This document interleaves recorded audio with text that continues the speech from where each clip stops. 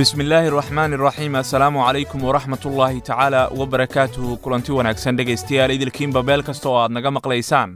ku soo dhawaada warbaahinta ururka Afrikaanka Malta ee loo soo gaabiyo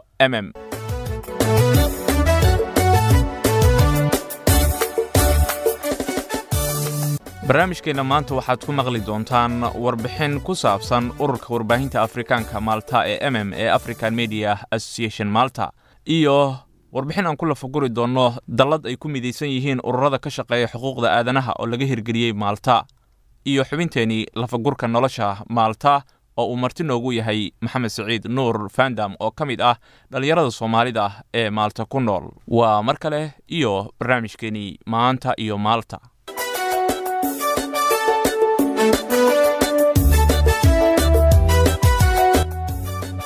waa hagaag barnaamijkeena maanta aanu ku bilowno marka hore warbixin ka hadlaysa ururka warbaahinta Afrikaanka ee Malta ee loo soo gaabiyo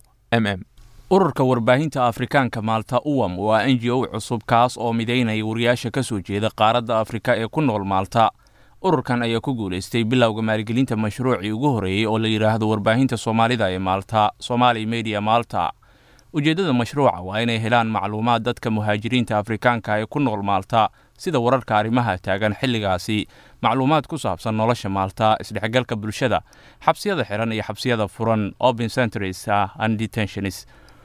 midabta koorka, waxbarashada, heesaha iyo dhaqanka iyo wixii la mid ayaa kamid ah waxyaabaha bulshadu soo gaarsiin doono NGO-gani. wariyaasha ayaa ka kooban xirfadlayaal aqoon durugsan u leh saxaafadda kuwaas oo ka soo baxay ama ka soo baxsaday cadaadiska ka jira dalalkooda,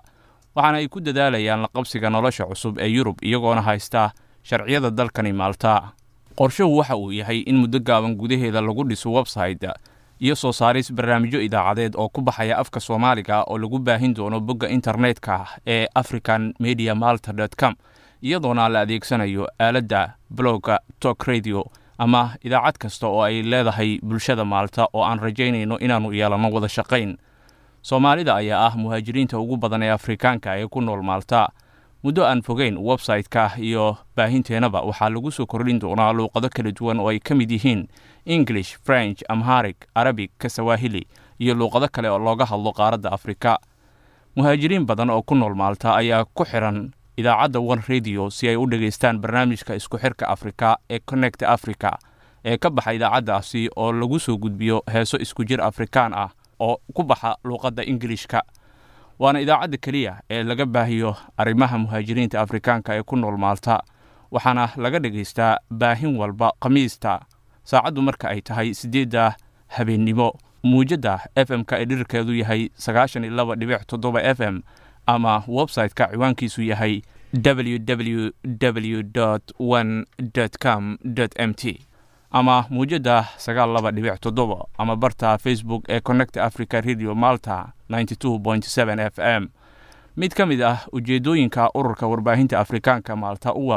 ayaa ah raadinta ogolaanshaha xukuumadda Malta iyo hay-adahaba ka qaybgalka baahinta macluumaad ku saabsan muhaajiriinta cusub ee soo gaaraya Malta iyo kuwa ku jira xirada xiran detentionka ee sugaya jawaabaha codsiyadooda magangelinimo. waxay maqli doonaan warbixino ku saabsan ama ku baxaya afka Soomaaliga oo laga baahiyo idaacadda marka ay Malta ay soo gaaraan. ma jiro adeeg noocan oo kale ah oo ay heleen dadkani magangelidoonka ah iyadoo muhaajiriin fara badan aysan ku hadlin luqadaha Ingiriiska iyo Malteeska. kooxda daayirta ee wariyaasha ururka warbaahinta Afrikaanka Malta ee ayaa ah dhammaantooda kuwa ay da'doodu ka yar tahay 27 sano jir iyadoona badankoodu ay yihiin dhalinyaro muhaajiriin Afrikaan ah oo soo gaaray Malta. dhaqaalaha uu helay ururka warbaahinta Afrikaanka ee Malta ee mashruuciisa Somali Media Malta waxaa maalgeliyay hay'adda SOS waxaana taageeradaasi laga helay dalka Norway iyadoona la soo mariyay midowga Yurub.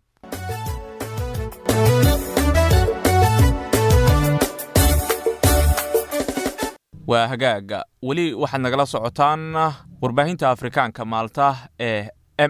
iyo barnaamijka maanta iyo Malta.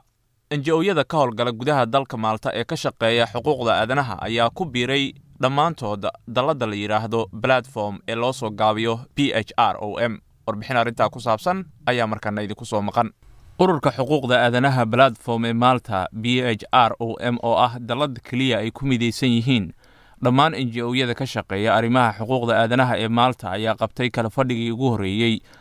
iyo daahfurka website-ka daladda iyadoona ay ka soo qayb galeen munaasabadaasi dhammaan xubnaha matalay NGO-yada ku midaysan daladani. halkudhigga munaasabadda ayaa ahaa waa maxay doorka BHROM iyo kan dhammaan ururada xubnaha ka ah BHROM oo ay ku jiraan ururo xiiseynayay kuwaas oo jeclaan lahaa inay wax badan ay ka ogaadaan BHROM oo ah ururka xuquuqda aadanaha ee ay ku midaysan yihiin dhammaan NGO-yada ka jira Malta. ujeeddada munaasabadda ayaa u qaybsanay daahfurka website-ka daladda in wax laga ogaado BHROM iyo fadhixirka munaasabadaasi. Dr. Robert Levry oo ah gudoomiyaha BHROM ayaa soo dhaweeyay martida oo dhani isagoona siiyey hordhac ku saabsan BHROM oo ay ka mid yihiin bayaanka qaab dhismeedka daladda iyo mashaariicda soo socda iyo munaasabadaha xigi doona tan. waxaa isna markiisa hadalka qaatay Dr. Neil Balson oo si rasmi ah u daahfuray website-ka ururka xuquuqda aadanaha platform ee BHROM ee www.humanrightsplatform.org.mt. kasoo qaybgalayaasha waxaa la tusay qaabka isticmaalka website-ka kaasoo uu ka mid ahaa page-ka xubnaha ay leeyihiin iyo dhammaan liiska xubnaha hadda ka midka ah BHROM. sidoo kale waxaa la soo bandhigay library oo ah halka lagu kaydiyo xogta mashruuca iyo dhammaan dukumiintiyada la daabacay ee la xiriira xuquuqda aadanaha Malta, waxaana ku aruursanaa dukumiintiyo kala duwan oo ay ka mid yihiin kuwa hoose dhexe iyo sharciga sare ee NGO-yada, warbixinada hay-adaha, iyadoo si buuxda loo darsay qaabka isticmaalka. dukumiinti kasta waxaa la siiyey tiro ka mid ah ereybixinno si loo fududeeyo goobidda iyo kala soocidda xarfaha. ururada xubnaha ka ah daladani waxaa lagu dhiirigeliyey in ay soo diraan daabacaadooda ay rabaan in lagu daro xogta kaydsan ee platform.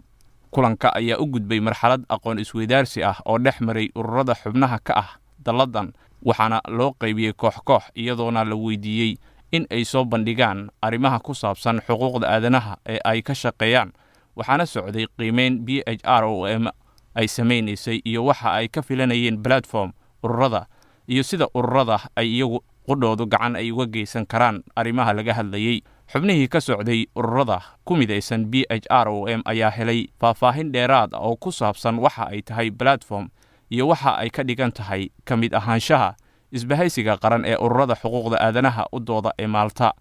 dhammaan ururadu waxa ay muujiyeen xamaasad weyn oo ku saabsan la shaqaynta iyo ka mid ahaanshaha daladda BHROM iyo iskaashi wada shaqayneed oo dhex mara dhammaan ururada si loo aqoonsado waxyaabaha adag iyo xuduudaha uu leeyahay NGO kasta. waxaa kaloo ururada xubnaha ka ah BHROM ay fursad ay u heleen in ay la kulmaan ururada kale iyagoo ugu mahadceliyey shabakadda fursaddaasi qaaliga ay soo abaabushay.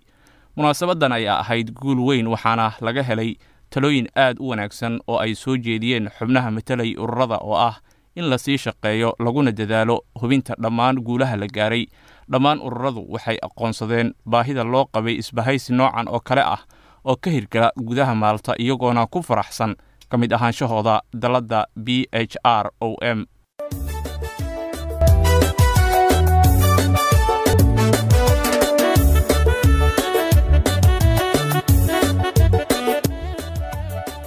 waa hagaag markana aan u gudagalno xubinteeni lafagurka nolosha Malta iyo barnaamijkeenan maanta iyo Malta oo uu idin soo diyaariyey ururka warbaahinta Afrikaanka ah Malta. xubintani sidaan hore idinkugu sheegayba waxaa noogu marti ah Maxamed Saciid Nuur Fandam oo ka mid ah dhalinyarada ku nool jasiiradani Malta, waxaana aalana aan ku falanqaynaa xubintani arrimaha bulshada. haddaba maanta ayaan waxaan ku falanqayn doonaa arrimaha jacaylka ku saabsan. Maxamed Saciid Nuur ayaa waxaanu ka wareysan doonaa waaye kala duwan oo arrin jacayl ay soo martay. Maxamed stuudiyaha ayuu iminka igula sugan yahay. Maxamed, waxaad ku soo dhawaataa barnaamijkan maanta iyo Malta ee uu soo gudbiyo ururka warbaahinta Afrikaanka ee Malta. aan ku dhawahay Axmed Nuur Ibrahim Axmed Soomaali saaxiibkaygu, waxaana aad u salaamayaa dhammaan ummadda Soomaaliyeed ee ku nool wadanka Malta iyo Afrikaanka kaleba. maxamed bal anigii bulshada ku dhageysanaysa waxaad nooga warbixisaa qisadan jacayl ee ku soo martay maantana marti waxaad noogu tahay stuudiyaha ururka warbaahinta Afrikaanka Maalta iyo barnaamijkan maanta iyo Maalta bal markaad noo sharaxdo jacaylka ku soo maray iyo sida uu ku soo maray. axmedow waad mahadsan tahay adiga iyo dhammaan ummadda dhageysanaysaaba aniga jacayl uu soo maray waliba jacayl aad u xanuun badan baa soo maray saaxiibkaygiiyo waayo jacaylku wuxuu aad u macaan yahay markii lagu lahayo laakiin jacaylka markuu kaliya aad tahay runaantii aad buu xanuun badan yahay saaxiibow waayo aniga jacaylka aniga soo maray runaantii markaan ka sheekeeyo ama markaan soo xasuusto micnihii nolol kale baan galaa laakiin bal haddii aan wax kaaga taataabto adigii dhammaan ummadda dhageysanaysaaba aniga maalin maalmaha ka mid ah aniga oo baska saaran ayaan waxaan isbaranay gabar waayo boos la'aan bay ahayd meeshana dad badan baa ka buuxay waxaan isku dayay inaan uga kaco booskayga waxaan ku yidhi walaashaydii halkan soo fadhiiso kadib way iga yeeshay oo soo fadhiistay kadib waxaysan garanayn meeshii u socotay aniga meeshii waan caawiyey gurigii baa la tegey waxay waa la wada baahsameeyey gabadhii adiga waan isbarbaranay kaftan baa isdhaafsanay meeshii waxay ahayd Maalta gaar ahaan xaafadda Jazeera marka saaxiibkaygiiyo maasha Allah adiga waan iska kaftanay waan isbaranay lambaradan kala qoranay dee laba qof oo soo waco oo aad isku xiriiri aad isku salaamo baan ahayn kadib waxaan guda galnay noloshini waayenimo waayeen maadaama aan nahay laba qof oo dhalinyaro ah una baahan nolol una baahan inay lamaano wadaagaan aniga gabadhii waan u sheegtay waxaan ku yiri qof yahay runaantii markaan adiga ku arkay waxay ila noqotay qof aan weligii aqaanay oo kale waxay ila noqotay qoftii noloshayda kaliya aan sugayay ama aan ku riyoon jirayba inaad tahay kadib waa iga qaabishay gabadhii wax walba aan aniga u sheegay iyadana waxay tiri walaalkayga oo aniga wasaan wax kuugu sheego ama saan wax kuugu soo bandhigo baan garan waayay kadib noloshayna waa isla sii wadnay dee waad ogtahay saaxiib dhalinyaro teeda kale gabar qurux badanna dee rag oo dhan baa kula qaba saaxiib gabadhii kolay aniga si wanaagsan baa wada dhaqmi jirnay oo wada nooleyn mixnii noloshayna markaabna inaan maarayno oo aan mustaqbal ka gaarno waayo Soomaalidu waxay ku mahmaadaa birtu intii kulusha la laaba kadib xoogaa yaro murmuran iyo waxaasna soo dhexgalay xoogaa sidii gabadhii dhibsatay anigana waxaan isku dayay maadaama ay tahay gabar aan aad u jecelahay waxaan isku dayay inay si walba ay farxad ku helayso in aan u siiyo maadaama ay aniga telefoonkii iga qaban weyday markaan ka soo horbaxa ay ila hadli weyday si wanaagsan ila hadli weyday marka waxa idin soo dhexgalay isfaham waa xagga jacaylka miya runaantii isfaham waa xagga jacaylka baan soo dhexgalay aniga gabadhii waxay leedahay waan ku jecelahay markii aan idina qof yahay jacaylka lagu sheegayo waa in lamaano noqdo waa in caruur la dhalo waa in micnihii nolosha la iska fiirsado inta cimrigeena ka dhiman iyaduna ay leedahay noo sug biri nooga dhigsaan runaantii waan isfaham weyne saaxiib macaani marka gabadhii sidaas isku faham weydeen oo aad ku kala tagteen miya isfaham waa xagga xanaaqa ah baa jiray runaantii aniga gabadha aad baan jeclaa aad baan ugu helay laakiin iyada waxay keentay si ay dhibsisho ay dhibsanayso aan isfaham la'anahay marka sidaa darteed waxaan jeclaystay niyo inaan nolosheeda ka dheeraado saa darteed baan gabadha u kala tagnay niyahow waa mahadsan tahay maxamed bal markana waxaanu eegaynaa xagga kaalmaha suugaanta anoo idin soo qabanaya hees uu qaado fanaanka Mursal Muuse oo la yiraahdo ma adaan kala xarnayn ma anaa xujo wada heesta xarig maran ayaa idinku soo maqan ee dhageysi haboon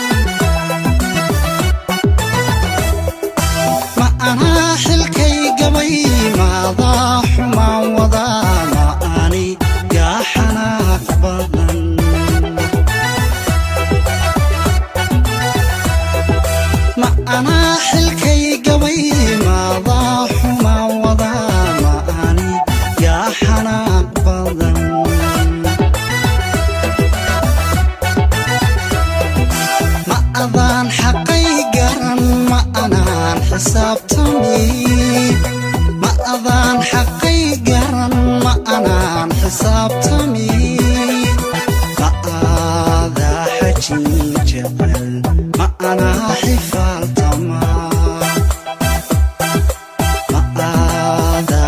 حجين جعل ما أنا حفال تما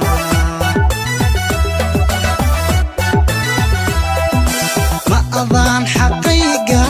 ما أنا حسابتني ما أضان حقيقا ما أنا حسابتني ما هذا حجين جعل ما أنا حفال تما ما هذا حجين جعل ما أنا حفال تما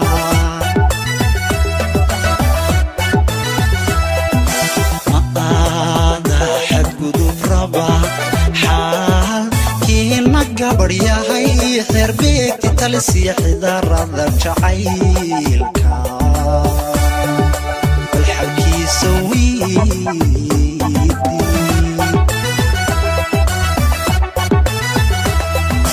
ما هذا حد قدوب ربا حال كينا قبر يا هي خير بيك تتلسي حذر ذا جعيلك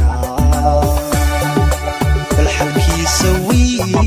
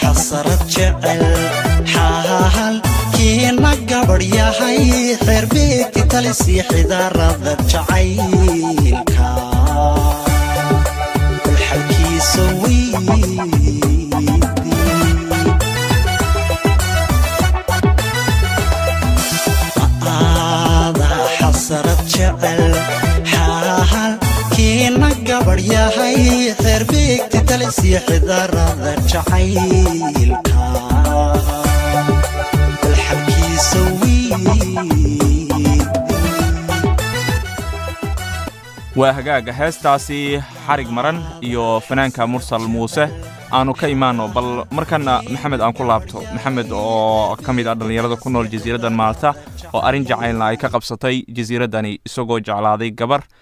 هدنا جعيل كيسي هلكا وكسوغن يهي إنولشيسي مالتا يانو وحكا ويدينيناي إن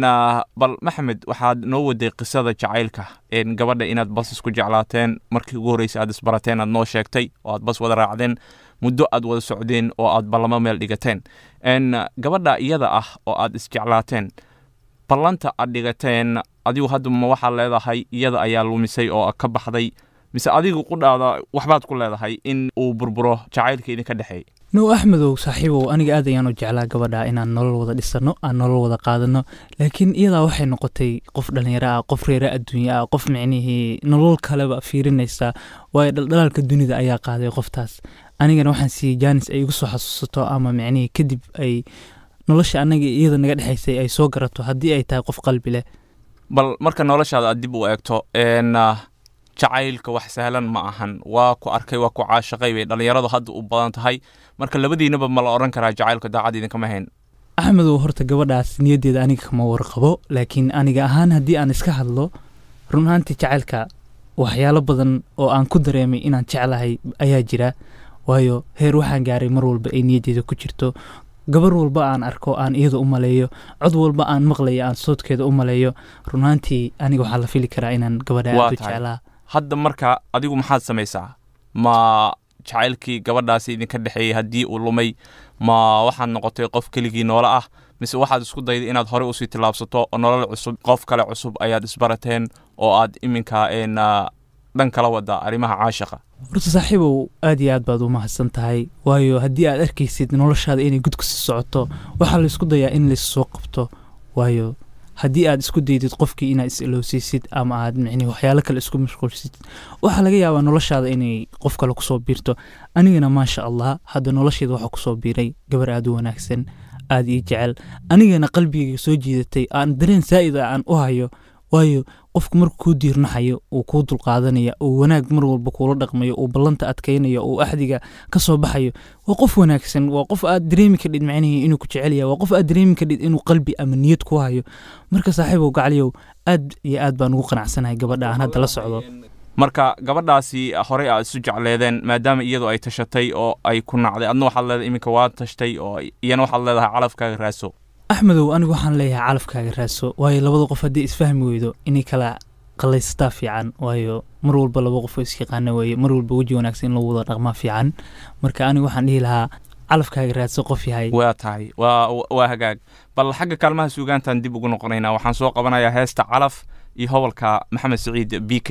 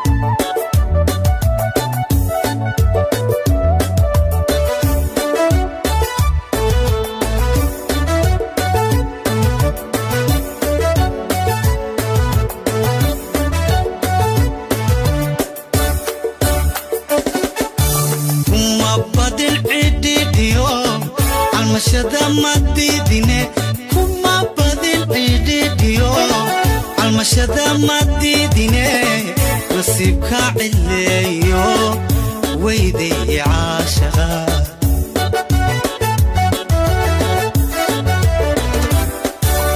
kuma badin cidhiidhiyo calmashada madidine kuma badin cidhiidhiyo calmashada madidine nasiibka cileeyo weyday caashaqa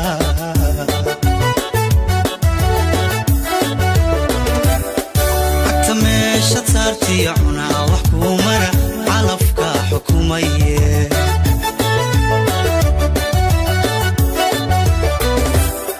حتى meesha saartiyo cunaa wax kuu mara calafka xukumaye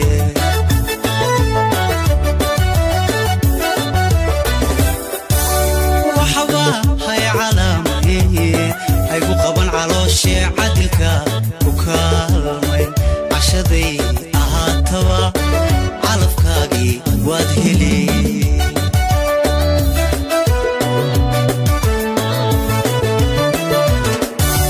waxba hay calaamayn haygu qaban calooshe cadilka ku kaalmay cashaday ahaataba calafkaagii waad heli waa hagaag heestaasi hobalka codka macaan maxamed siciid bk iyo calaf aanu ka soo laabanno barnaamijkeena maanta iyo maalta ayaad la socotaan oo idin soo gudbinayo ururka warbaahinta afrikaanka maalta sidaan hore idinku sheegnay xubinta lafagurka nolosha waxaa maanta marti noogu ah